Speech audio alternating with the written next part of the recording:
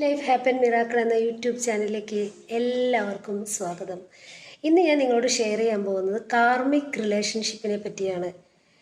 എന്താണ് karmic relationship? അതായത് നമ്മുടെ നെഗറ്റീവായ ചിന്തകൾ, വിശ്വാസങ്ങൾ, പ്രവൃത്തികൾ ഇതെല്ലാം പ്രപഞ്ചത്തിലേക്ക് പോയി അത് നമ്മളിലേക്ക് തന്നെ തിരിച്ചു വരികയാണ് ചെയ്യുന്നത്. അപ്പോൾ നമുക്ക് നമ്മുടെ ലൈഫിൽ കുറച്ച് പാഠങ്ങൾ പഠിച്ചെടുക്കാനുണ്ട്, കുറച്ച് ലൈഫ് ലെസൺസ് തീർക്കാനുണ്ട്. അങ്ങനെ നമ്മുടെ ലൈഫിലേക്ക് വന്നു ചേരുന്ന വ്യക്തികളാണ് കാർമിക് എന്ന് പറയുന്നത്.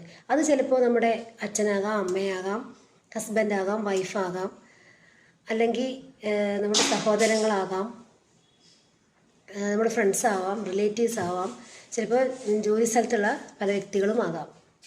അട്രാക്ട് ലൈക്ക് എന്നാണ്. അതായത് നമ്മൾ ചെറുപ്പകാലങ്ങളിൽ, നമ്മുടെ ചൈൽഡ്ഹുഡ് ആ നാളുകളിൽ നമ്മൾക്ക് അനുഭവപ്പെട്ട തിരസ്കാരങ്ങളുണ്ടാവും പേരൻസിൻ്റെ അടുത്തുനിന്ന്. അതുപോലെ നമ്മളെ മെൻ്റലി അബ്യൂസ് ചെയ്തിട്ടുണ്ടാവും പലരും പല വാക്കുകൾ കൊണ്ടും. അപ്പോൾ നമ്മൾ ആ ഒരു ലെവലായിരിക്കും നമ്മുടെ മൈൻഡ് പോയിട്ടുണ്ടാവുക. നമ്മൾ എപ്പോഴും സങ്കടപ്പെട്ടും കരഞ്ഞും എപ്പോഴും വിഷാദിച്ചിരിക്കുന്ന ആ ഒരു അവസ്ഥയിൽ നിന്ന് നമ്മൾ എന്ത് ചെയ്യും? സമാന സ്വഭാവമുള്ളൊരു വ്യക്തിയെ നമ്മുടെ ലൈഫിലേക്ക് അട്രാക്റ്റ് ചെയ്തെടുക്കും. അത് ആരുമായിക്കൊള്ളട്ടെ, ഞാൻ ആദ്യമേ പറഞ്ഞു, അതാണ് നമ്മൾ അട്രാക്റ്റ് ചെയ്ത് നമ്മുടെ ലൈഫിലേക്ക് എത്തുന്നത്. അപ്പോൾ ഈ കാർമിക് റിലേഷൻഷിപ്പുള്ള വ്യക്തികൾ എന്ത് ചെയ്യുമെന്ന് പറഞ്ഞാൽ അവർ നമ്മളെ എപ്പോഴും വേദനിപ്പിച്ചുകൊണ്ടേയിരിക്കും. നമ്മൾ എന്ത് ലൈഫിൽ നേടിയാലും അവർ നമ്മെ പ്രശംസിക്കുകയോ അല്ലെങ്കിൽ അതിന് അവർക്ക് അവരുടേതായ ഒരു ചിന്താഗതി ആയിരിക്കും ഉണ്ടാവുക.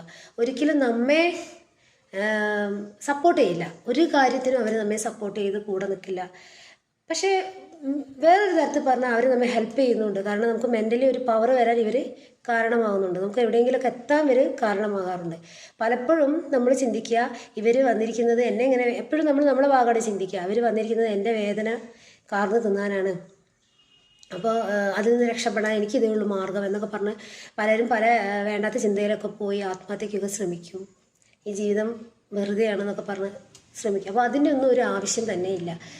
ഇങ്ങനെയുള്ള വ്യക്തികൾ, അതായത് ഈ വ്യക്തികളെ നമുക്ക് ഒരിക്കലും മാറ്റി നിർത്താൻ പറ്റില്ല എന്നുള്ളതാണ് ഏറ്റവും വലിയ ഇമ്പോർട്ടൻ്റ്. അത് ചിലപ്പോൾ അത്രയും ബന്ധപ്പെട്ട ആളാണെങ്കിൽ നമ്മളെങ്ങനെ ഒഴിവാക്കും? ചിലപ്പോൾ നമ്മുടെ ഹസ്ബൻഡ് ആവാം, അല്ലെങ്കിൽ വൈഫാകാം, അല്ലെങ്കിൽ നമ്മുടെ അമ്മയോ ആവാം, അച്ഛനോ ആവാം. അപ്പോൾ നമുക്ക് അവരെ ഒരിക്കലും അർത്ഥം മാറ്റി ഒഴിവാക്കാൻ സാധിക്കില്ല. കാരണം നമ്മുടെ ജീവിതത്തിൻ്റെ ഒരു ഭാഗമാണ് അവർ. അപ്പോൾ ഇങ്ങനെയുള്ള വ്യക്തികൾ നമ്മുടെ കൂടെ ഉണ്ടാകുമ്പോൾ നമ്മൾ അവിടെ വിജയിക്കാൻ എന്ത് ചെയ്യണം എന്ന് പറഞ്ഞാൽ നമ്മുടെ ഫോക്കസ് അവരിൽ നിന്ന് എടുത്തു കളയുക. അതായത് അവർ നമ്മെ ടാർഗറ്റ് ചെയ്യും.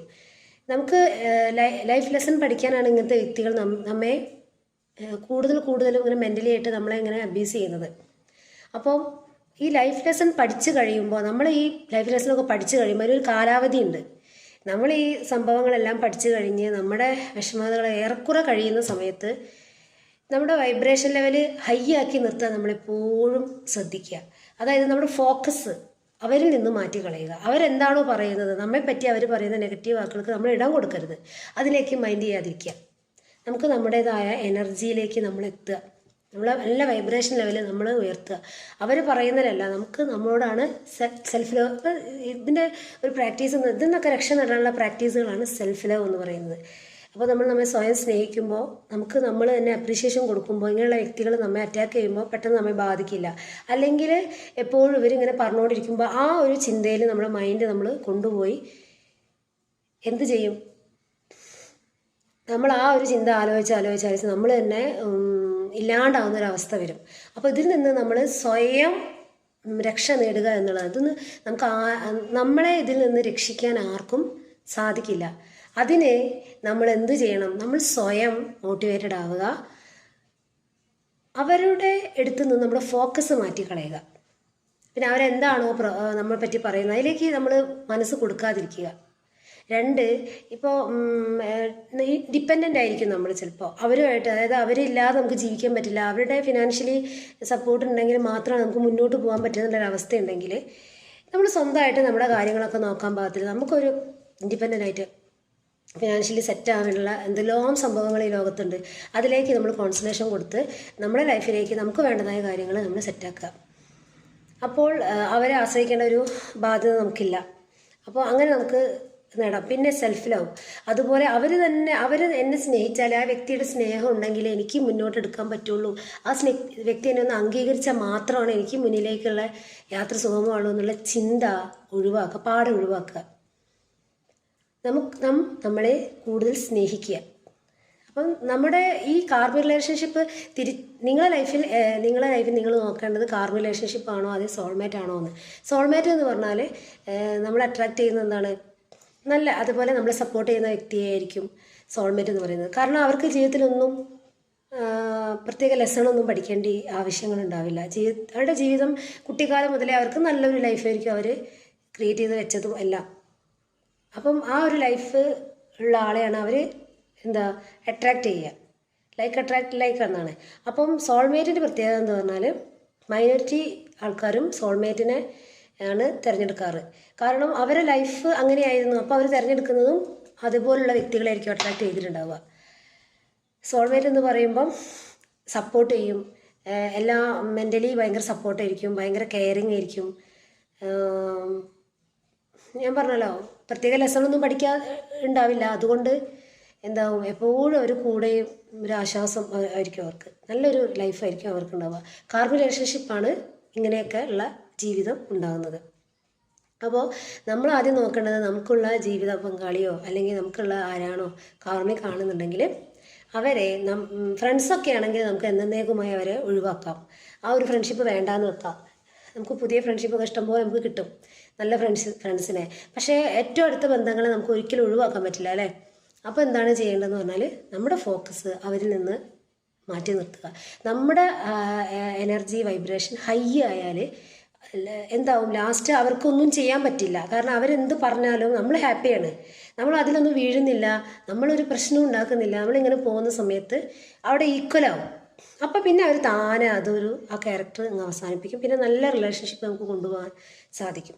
ഇതാണ് കാർമിക് റിലേഷൻഷിപ്പ് എന്ന് പറയുന്നത്. അപ്പോൾ നമ്മളെപ്പോഴും നോക്കുക നമ്മുടെ ലൈഫിൽ കാർമിക് ആണോ അല്ലയോ എന്നുള്ളത്. എന്നിട്ട് അതിനനുസരിച്ച് നമ്മുടെ ജീവിതത്തെ എരിഞ്ഞടങ്ങി ഈ ലൈഫ് നമ്മൾ ഉപേക്ഷിക്കാതെ നമുക്ക് അതിൽ നിന്ന് എങ്ങനെ രക്ഷ നേടാം, അതിൽ നിന്ന് എങ്ങനെ ഓരോ ദിവസവും എനർജി നല്ല വൈബ്രേഷൻ ചെയ്യും, നല്ല വൈബ്രേഷനിൽ എനർജിയെ നല്ല ലെവലിലേക്ക് കൊണ്ടുപോകാം, നമ്മുടെ ചിന്തയെ എങ്ങനെ മാറ്റി നല്ലൊരു ലെവലിലേക്ക് കൊണ്ടുപോകാം എന്നുള്ളത് മാത്രം നോക്കുക. എപ്പോഴും നാം ചെയ്യുന്ന ഒരു കാര്യം മറ്റുള്ളവരുടെ ലൈഫിലേക്ക് നമ്മൾ നോക്കും. അവർക്കൊന്നും അങ്ങനെ ഇല്ലല്ലോ, എനിക്ക് മാത്രമാണ് പ്രശ്നങ്ങൾ, എല്ലാവരും അങ്ങനെയല്ലല്ലോ. അപ്പോൾ അത് ഞാൻ പറഞ്ഞല്ലോ, കുറച്ച് ലെസൺസ് നമ്മുടെ ലൈഫിൽ നമ്മൾ പഠിക്കാനുണ്ട്, ജീവിത പാഠങ്ങൾ. അപ്പോൾ അത് കോമ്പൻസേറ്റ് ചെയ്യാൻ വരുന്ന വ്യക്തികളാണ് കാർമിക് എന്ന് പറയുന്നത്. അപ്പോൾ അവിടെ നമ്മൾ വിജയിക്കുക തന്നെ വേണം. അല്ലാതെ നമ്മൾ ആ പടുകുഴിയിൽ വീണ് മനസ്സ് മരവിച്ച് നമ്മൾ എന്തെങ്കിലും ചെയ്താൽ നമുക്ക് തന്നെയാണ് അതിൻ്റെ നഷ്ടം സംഭവിക്കുന്നത്, വേറെ ആർക്കും തന്നെയല്ല. അപ്പോൾ നമ്മൾ ആദ്യം നോക്കേണ്ടത് നമ്മുടെ ആ എനർജി ലെവല് ഉയർത്തുക എന്നാൽ നമ്മെ സ്നേഹിക്കുക, നമ്മുടെ ഫ്രീക്വൻസി ലെവൽ ഉയർത്താനുള്ള സംഭവങ്ങളെല്ലാം നമ്മൾ ചെയ്യുക. നമുക്ക് ഫിനാൻഷ്യലി സെറ്റപ്പാണ് വേണ്ടതെങ്കിൽ അതിനായിട്ടുള്ള എത്രയോ മാർഗ്ഗങ്ങൾ ഇന്ന് ഉണ്ട്. ഒരു ജോലിയിലെ നല്ലൊരു ജോലിയാണ് നമുക്ക് വേണ്ടതെങ്കിൽ അതിനായിട്ടുള്ള ഒരുപാട് അവസരങ്ങൾ നമ്മുടെ മുന്നിലുണ്ട്. അതെല്ലാം അട്രാക്റ്റ് ചെയ്തെടുക്കുന്ന ഒരു മനക്കെട്ടി നമുക്ക് വരും. ഓൾറെഡി നമ്മൾ ഒരുപാട് ലെസണൊക്കെ കഴിഞ്ഞിരിക്കുക. അപ്പോൾ പിന്നെ എന്ത് വരാനാണ്? അങ്ങനെയല്ല, നമ്മൾ എന്താണോ ഇനിയും നമ്മൾ അട്രാക്റ്റ് ചെയ്യുന്നത് നമ്മുടെ നല്ല സന്തോഷവും സമാധാനവും നിറഞ്ഞൊരു ജീവിതമാണെങ്കിൽ തീർച്ചയായും അത് നിങ്ങളിലേക്ക് തന്നെ വരുന്നതായിരിക്കും.